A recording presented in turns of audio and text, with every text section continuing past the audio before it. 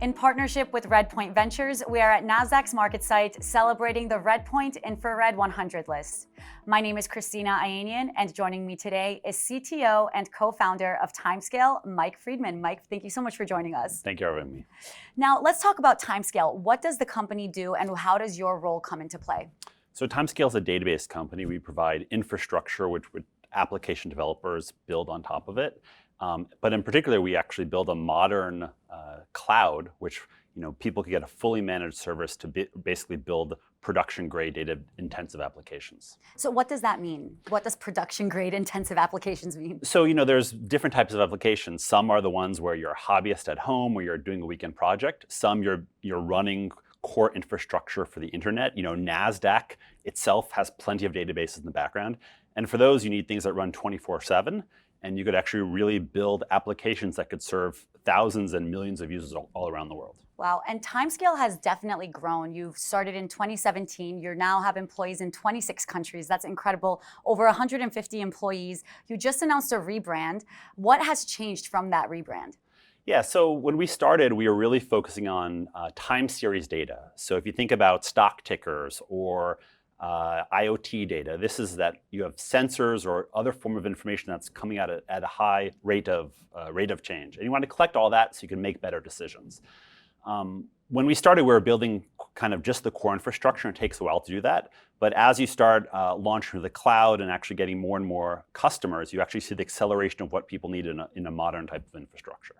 So as the industry is evolving, you're also evolving with it. Yeah, so you start at one thing, and what we see is you really have a growth of what became from use cases like talk about financial and crypto and time series and product analytics, and now we see a lot of AI applications being built on top of Timescale. And in general, the thing that they have in common is that application developers today and businesses today are dealing with a lot of data, so they need a type of infrastructure that could support the type of scale, productivity, cost effectivity, and performance that they need to build those type of applications. From an application development standpoint, what is the foundation of Timescale? So Timescale is actually builds and modernizes on top of a core database called Postgres.